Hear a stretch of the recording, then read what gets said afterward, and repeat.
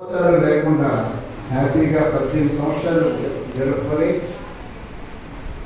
చిన్న మొక్కగా స్టార్ట్ అయినటువంటి ఈ ఆలయం మహావృక్షంగా అభివృద్ధి చెందడానికి ఈ చుట్టుప్రక్కల ఉన్నటువంటి మహాభక్తులు, పట్టణానికి చెందిన మహాభక్తులు అందరూ కూడా ఆనాటి నుంచి ఈనాటి వరకు కూడా మాకు సహకరిస్తూ మా యొక్క మంచి సంకల్పాలన్నింటినీ కూడా ప్రోత్సహిస్తూ ముందుకు తీసుకెళ్తూ ఉన్నారు.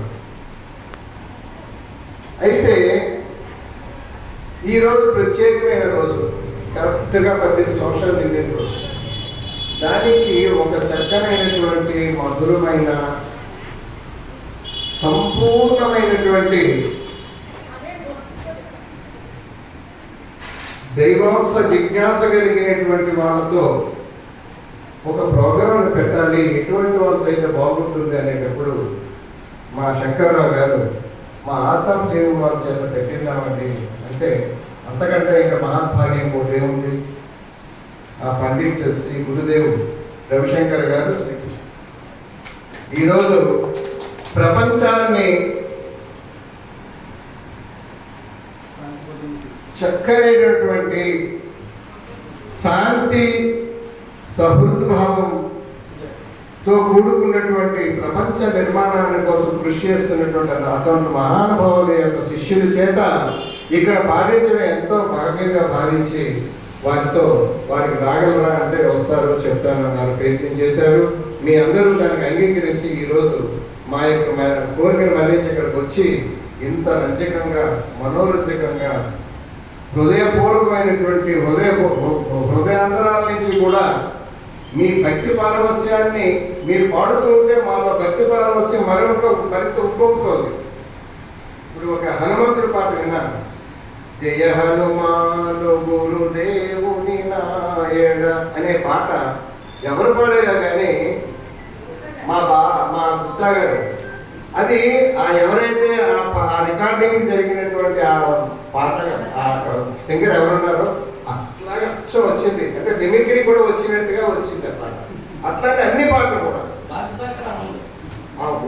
తర్వాత నువ్వు వాయించారు మీ యొక్క అందరి ఈ లేడీ టోన్ అయితే ఇంకా చెప్పాల్సిన పని లేదు.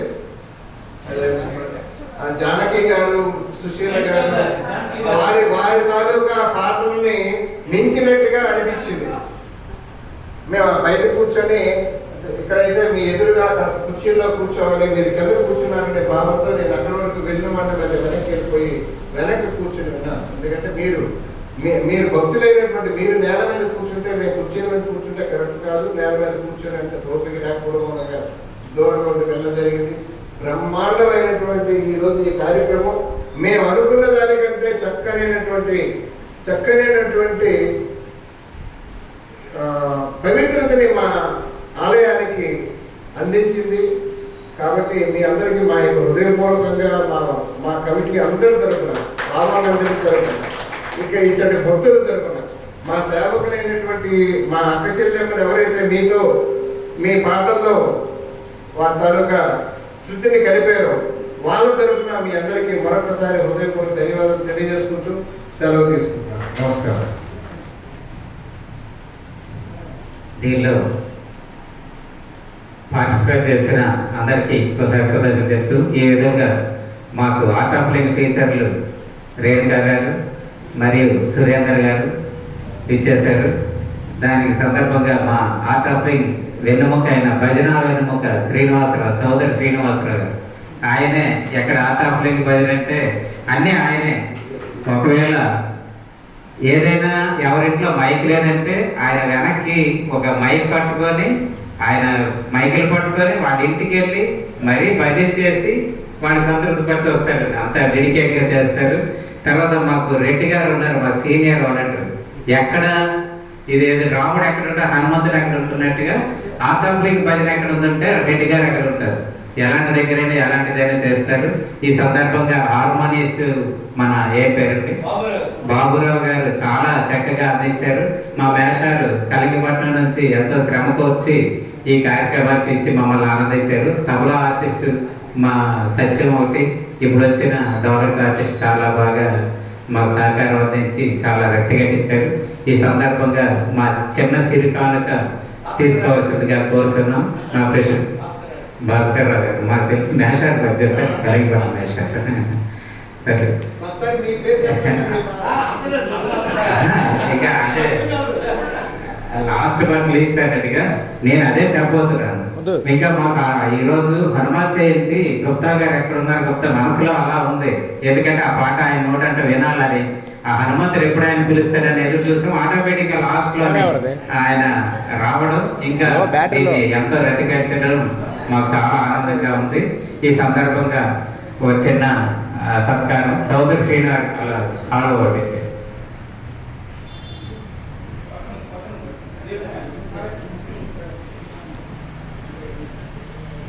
మా గుప్తా గారు, సెక్రటరీ గారు, నాగేశ్వరరావు గారు, మురళి గారి చేతుల మీదుగా చిన్న సన్మానం. పంతులు గారు రావాలి. మా ప్రధాన అర్చకులు రవిశర్మ గారు, సీనియర్ ఆర్టోగ్రఫీ టీచర్ మా శ్రీనివాసరావు గారి దగ్గర,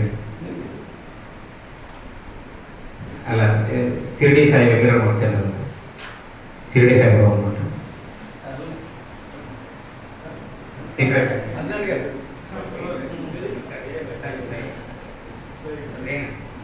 సార్